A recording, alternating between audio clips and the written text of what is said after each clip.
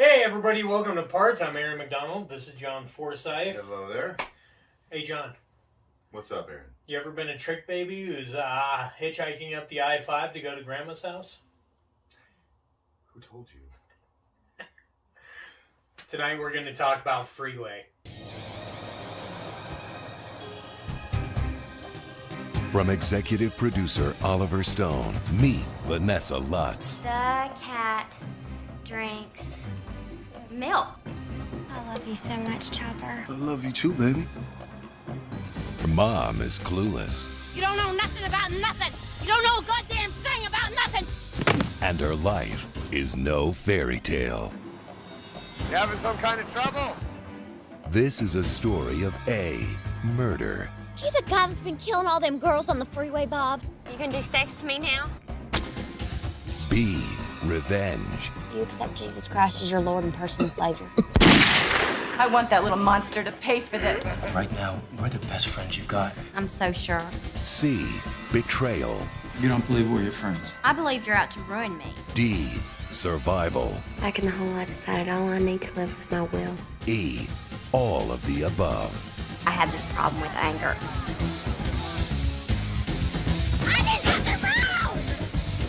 We need to put an end to the system that lets dangerous, violent thugs be prosecuted as juveniles. Kiefer Sutherland, Reese Witherspoon, Brooke Shields, Amanda Plummer. Freeway.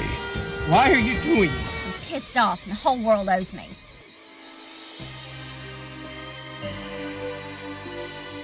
Dive into Freeway. Today we is talking about Freeway, the 1996 Kiefer Sutherland and Reese Witherspoon classic. I call it a comedy. I don't know. I mean, I don't. I think it would be considered a dark comedy. It's definitely funny, and maybe it's not as funny as I think it is to other people, but it's certainly. I think it's definitely a comedy. Okay. You can't take it. You can't not take that movie seriously. There's no way to say it's like high drama. It is so not high drama. It's straight up black comedy. It's no Remains of the Day.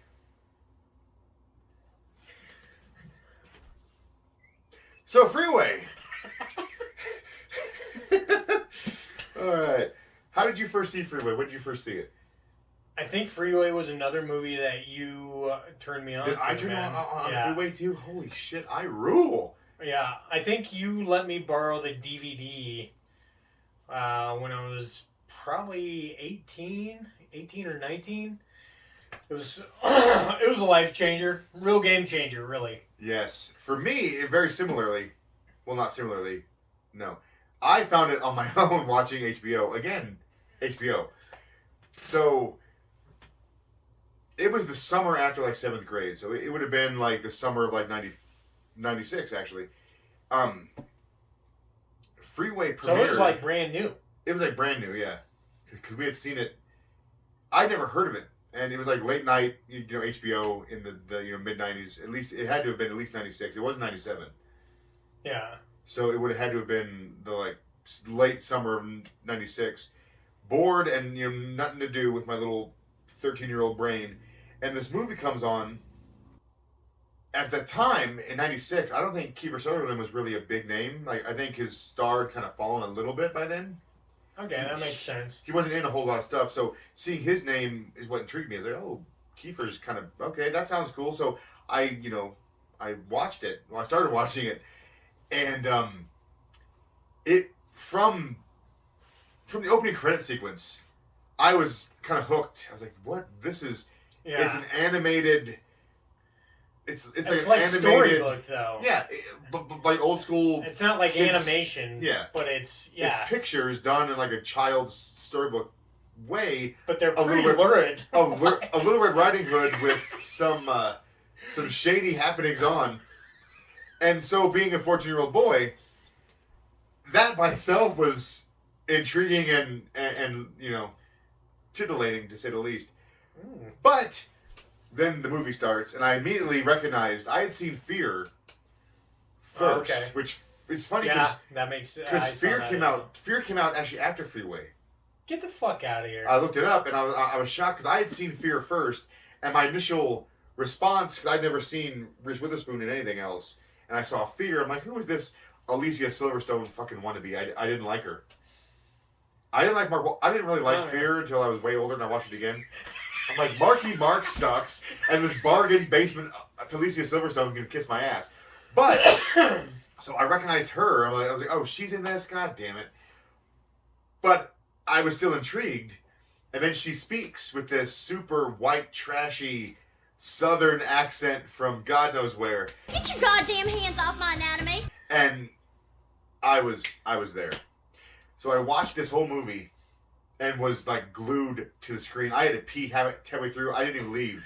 I sat there and with a full bladder, I could not stop watching. I was so intrigued on what was going to happen. Like where is this movie going? Because it is through the freaking stratosphere all over the place. And I was hooked. And when it was over, I was literally, I only have a handful of films my entire life to where once they're like over, I immediately want to go back and watch it again. It's only happened to me a few times. Freeway was one of those films where as soon as it was done, I was so just enamored. I wanted to immediately watch it again. And I didn't get to see it again. It was probably a good week before they showed it again. But it marinated in my head. This movie lived in my brain for an entire week until I saw it again. And I watched it again. And normally, when you're kind of shocked by something, you watch it again, it kind of loses a little bit of its potency because you know what's coming. It's not quite as exciting. Freeway got better on the second viewing. I swear to God. I think I liked it more the second time, and then I watched it a few more times and just fell deeper in love. It's one of my favorite movies. Honest to God, probably my top 10 favorite films of all time. Without a doubt. So you showed me Freeway, and I had seen, like, because I was like 18 or 19 by the time you showed it to me. Yeah. So I had seen Reese Witherspoon in Fear. Well, by then she was a pretty big name. By then. Yeah, exactly. Election. Yeah. And this is this is darker than Election for sure. Oh my God, yes. But Election kind of has some of that fuck upness. There's some craziness that in Freeway Election, has. but not quite as bad as Freeway's fucking out there. Everything about this movie, I just love, and it came at that period of like independent film where you could get away with like all sorts of fucking crazy shit and just like you just showed me Ed and his dead mother. Yes, right? exactly. Like things like that and Freeway, and this kind of at the time reminded me of like Fargo, you know, right? Like, exactly. Like it's super dark, heavy subject matter, but absolutely the tone is it's comedic all the way through. It's so fucking funny. It's almost zany. Like it borders absolutely. It borders on like parody of itself, but it walks a fine line, and it doesn't go too far. Well, that's not true. It goes all the way. It goes. Yeah, it's worse than a Virgin on Prom Night. It goes all the way. It does not hold back. There's no nudity, and there's not really any like gore or anything like that. But the subject matter, like you don't really need that stuff when you're dealing with Freeway. Like the words alone paint a better picture than anything they could show you visual. The dialogue in this film it's written so well. It's so good. I don't have enough adjectives. That's how good it is. So Freeway is basically, it's a white trash fairy tale, right? That's exactly how I would say it. Yes. It's loosely based on Little Red Riding Hood. So Reese Witherspoon. So the cast it's got Reese Witherspoon. It's got Kiefer Sutherland. Those are the two main characters. Yes. It's got Dan Hidea, who is amazing in everything. I love him. Is one of the best. I mean, anytime Absolutely. Commando, every time he comes up, Carla. What was his name in Cheers? He was Carla's husband in Cheers. Yes, I don't remember his name though. He was in Usual Suspects. Every time he comes up, it just fills my heart with joy. He's the dad in Clueless. Yes, exactly. Which, and he's yes. Richard in Dick. Yeah, he's Nixon. Nixon, Yeah, exactly. yeah, Yes, Nixon. absolutely. And Idiot. Dick. Idiot. So it's got Amanda Plummer. Who, by the topology there, oh my god, Amanda Plummer, who is always, she frightens me in everything. I'm just always waiting for her just to snap, because she looks like she's like a laugh away, like she's like, in every movie, Amanda Plummer is like always like a laugh away from a tear. Like she's just, and this movie is another example of this woman's, she's amazing in this. She plays a crack whore. A genuine crack whore. So, I mean, she nails the part. I've never seen it portrayed so accurately. I've never seen a better It's crack so whore on funny, film ever. dude. She is that crack whore. Elevator up. We are so fine. We are so fine. Oh, don't take my baby away. Oh, please. If you love us so much, how come you don't clean up around here once in a while? I do clean up, sir. It just happens that I'm under a great deal of stress. My sister happened to die 3 months ago in Washington, and I'm trying to get off methadone.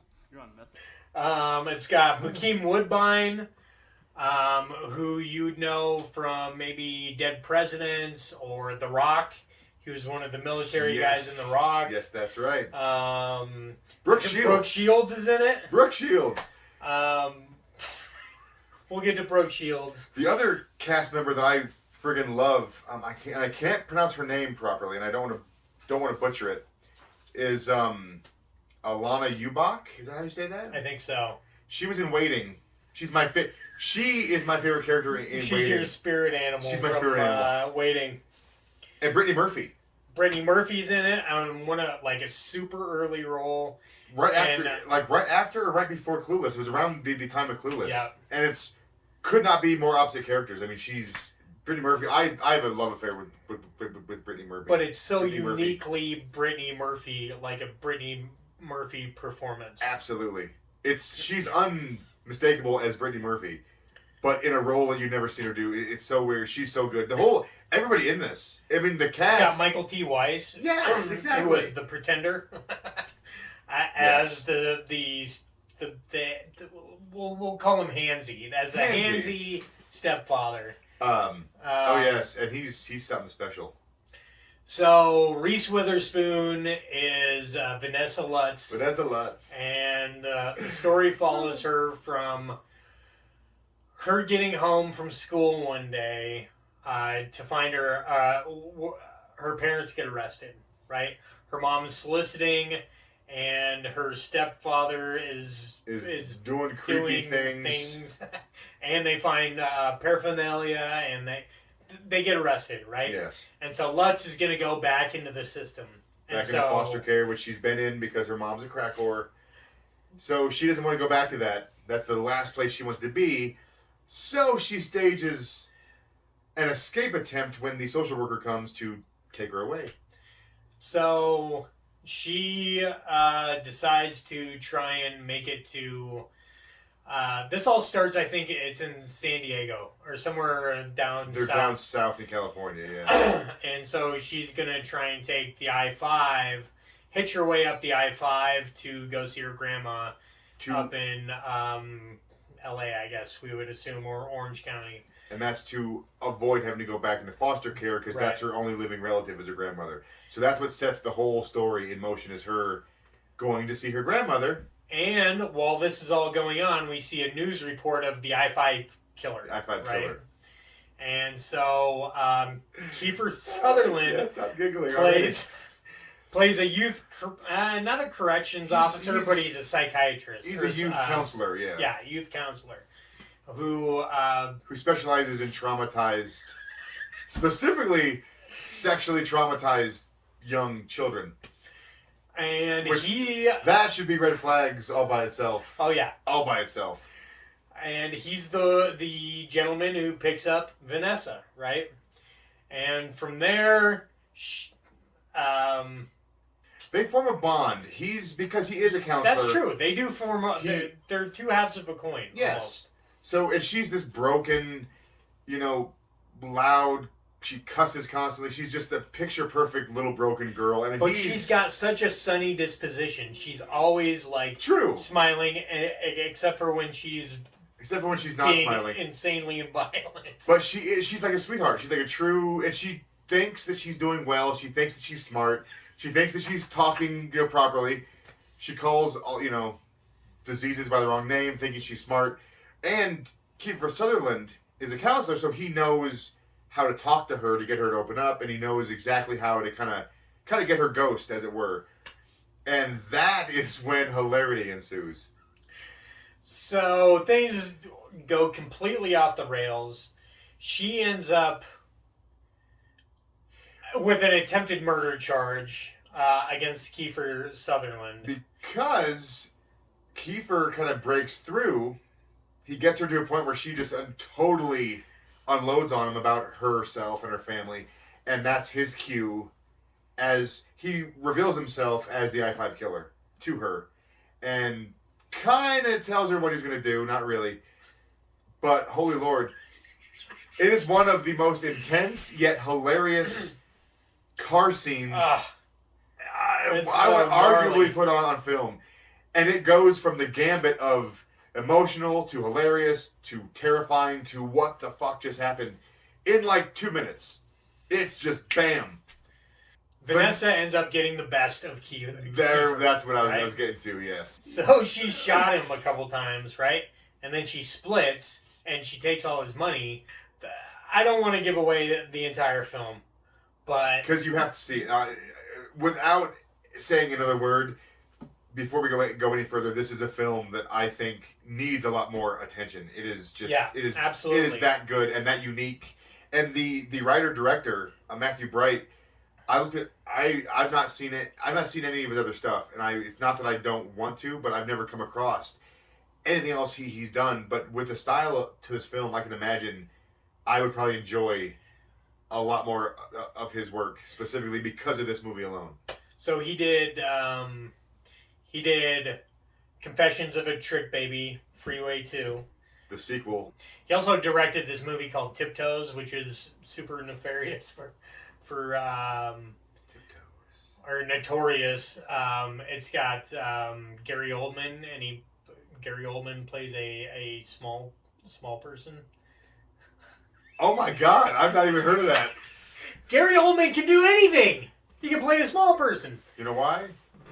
Because he's Gary Oldman. Gary fucking Oldman, and don't you forget it. So, I don't know. Do we want to go any more into it? Well, I think we should circle back and just kind of stop with the actual synopsis, right? Because people have to see it. So, the adventure continues after Lutz is put into arrested, and Kiefer is in recovery, right? For his gunshot wounds. So the setup of the film is you meet Vanessa, you meet her fucked up family, you meet Kiefer, and then, as I always say, then hilarity ensues, and then the story takes a severe, right turn once she's arrested, and then as the story progresses, it takes a hard left and goes a whole other direction. And by the end of the movie, you are literally left just spinning. And I don't want to spoil it for anybody because this is a film, as I said, this is one of my favorite films of all time. And I recommend you have to see it. And if it has to be experienced. It has to be experienced. It's not a movie that you see. It's an experience. It is an experience. And it's not like anything I've ever seen. And I've seen a lot of movies. We have seen a lot of fucking movies. And this one always rises to the top when I'm trying to think about 10 films that I just adore and that have been life-changing for sure. Freeway is definitely one of those. So, what's your favorite part? Oh. Or what are your favorite parts? My favorite parts. Can I say the whole movie? Because the whole movie is literally my favorite parts. Oh my God, man. Okay. You know exactly what I'm talking about. There's a courtroom scene. There's several courtroom scenes. So, just to set it up a little bit. So after Vanessa goes to jail, she's then tried for the attempted murder of Bob. And when so it's her first visit to court, and she sees Bob for the first time after shooting him. This is like months later. I mean, she's saying the most horrific, messed up things to Kiefer Sutherland. And he's totally, like, he's totally deformed, and all she's doing is continuously dogging on him. Oh, and she rips him to shreds in front of the and judge. And she's laughing. Oh, my gosh. She's having a ball, living her best life at his expense. Holy shit. Look who got beat with the ugly stick. Is that you, Bob? I can't believe such a teeny-weeny little gun makes such a big mess out of someone. You out of your mind? You are so ugly, Bob. And hey, I heard you have one of them big poop bags that's like attached to your body and all your shit comes out and like lands in it. You just a big old shit bag, ain't you, Bob? You just think of me every time you empty that motherfucking thing, motherfucker. Quiet. And just spitting. Look who got beat with the ugly stick. You are so ugly, Bob. It's the best. Oh my God, man. I heard you have one of them poop bags. Without a doubt, probably, arguably my favorite part in the whole movie is when she first sees Bob after initially, trying to kill him. But there's so many more. It's a wonderful film. What's one or some of your favorite parts? So I pulled some quotes that are some of my favorite quotes from the movie. By the way, this is one of the most quotable films in the world. You will be quoting this. We've been quoting it for friggin' 20 years. And it's just off the, some stuff that I didn't notice or some stuff that I always notice and consistently laugh at. Absolutely. Vanessa and Kiefer are at dinner together at one point before the attack happens. And he asks to see a picture of her father, and she pulls out this picture. Oh my God, I know what you're going to say, sorry. And the picture is Richard Speck. You want to see his picture? I got it right here. Absolutely. That's my daddy.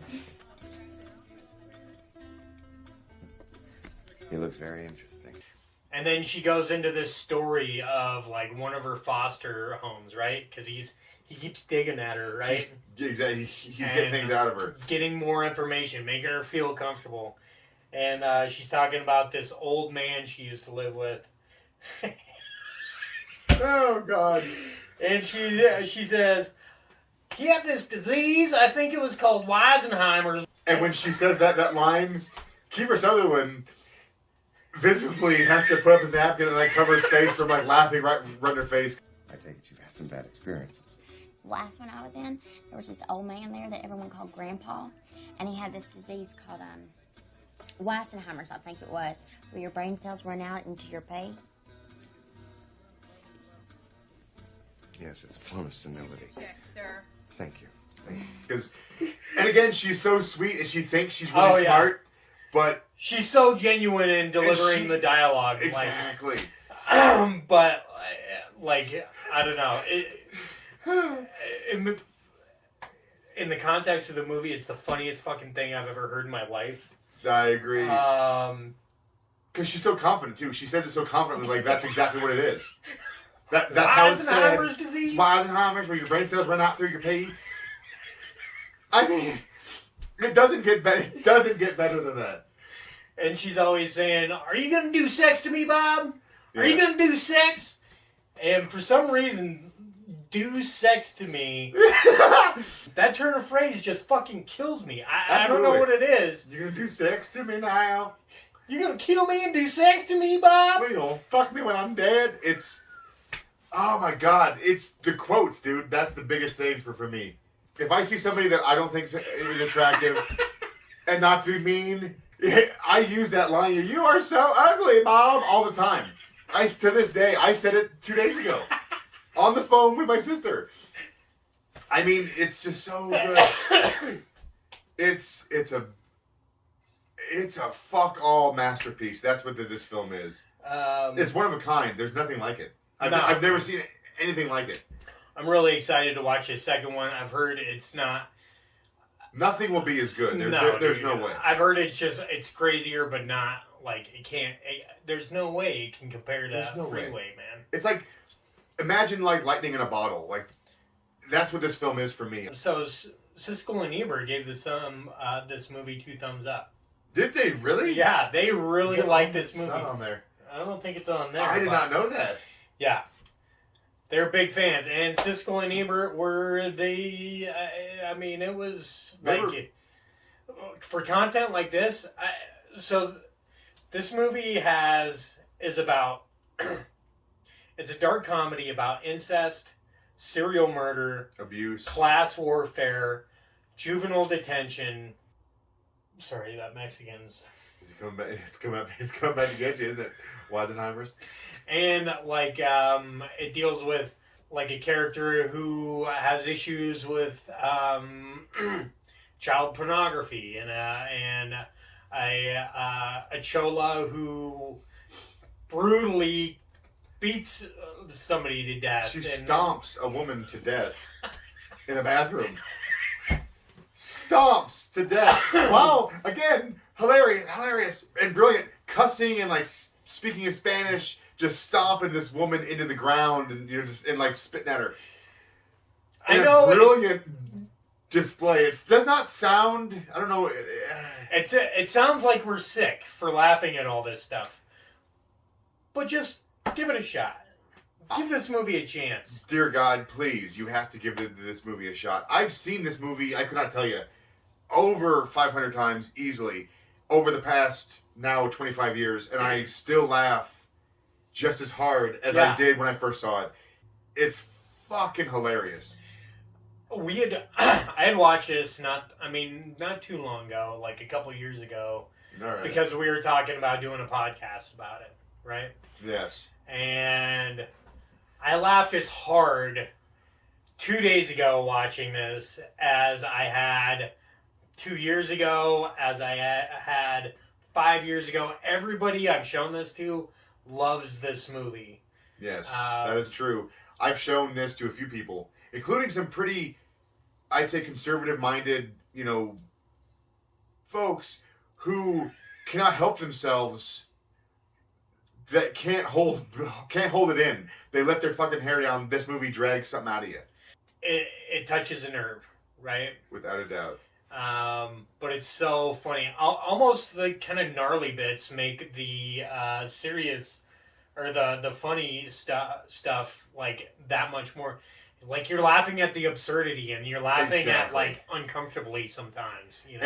And when there are some serious, I wouldn't say serious moments, but there are some serious bouts of subject matter. Like there's certain things are addressed throughout the film that are pretty big, major social issues, and they're not taken lightly, but they're surrounded with this absurdity to where you get the message, but you can also laugh at it, and I think that's important, because if you can't laugh, you go insane. So that's, in a way, it's written very, very brilliantly in the fact that it tackles a lot of heavy subject matter, but does it with a wink and doesn't take itself too seriously, right. Which it dances this super fine line of what's appropriate and what's not appropriate, and to me, it finds a perfect balance right in the middle. It couldn't have been done better. I was trying to think of a like, I don't think we have movie like. I was trying to think of a dark comedy like this that has come out recently. I don't think you could do it today. I don't think you could make Freeway today. I agree, because, like you just said, it's heavy, but it's not... It's not made for the message. No, exactly. You know what I mean? So, it's fucked up, but it's also incredibly funny, which is doesn't make the heavy aspects feel as heavy. And it's kind of heartwarming. Like Vanessa Lutz has such a sunny disposition that you can't help, even though she's fucking doing crazy things. She does some horrible fucking things, but you're still rooting for her. Yeah, you sympathize with her, you love her. It's just like, and I feel like this is Reese Witherspoon's Texas Chainsaw Massacre: The Next Generation. Like, I feel like with Renee Zellweger. What happened to her? This is a movie where, like, that she should be celebrating. That should get a lot more attention than it does, absolutely. But she never talks about it. I feel like it's a dirty little secret, and that's probably because of the subject matter. But it's phenomenal. hats off to Witherspoon, man. She nails it. Nails it. Well, I think that's all I got. That's all. I could talk all freaking night. This could go on for 6 hours. So, yeah, I think that's a good place to stop. If what we said intrigued you even a little bit, and if it didn't, I don't know what's wrong with you, check out Freeway. You're gonna love it. I promise. Please, open your mind. Go and explore more cinema and broaden your horizons. The world would be a better place if everybody was able. I mean, I'm not saying you have to go watch Solo. Yeah. But watching Freeway will improve your life at least for an hour and a half. Absolutely. And you don't even have to be. I know people that aren't fans of crazy shit who love this movie.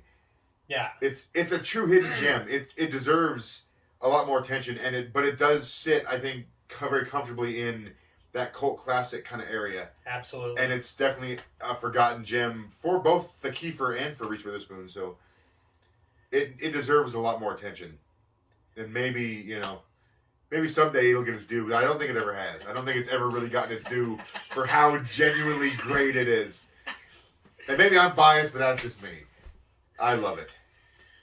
Well, if you like what you saw here, then please feel free to like and subscribe. Feel free to catch up with us on our Facebook channel, Parts, Another Movie Podcast. John and I are both on the socials, and we're working on getting an Instagram page as well. Which should be coming along very shortly. Maybe by the time this is up, we'll have an active Instagram channel, but we'll see about that. Well, what are you going? So thank you for watching. Yes. And we'll catch you later. See you on the next one. Okay then. Thank Bye. You. Oh yeah. Oh yeah.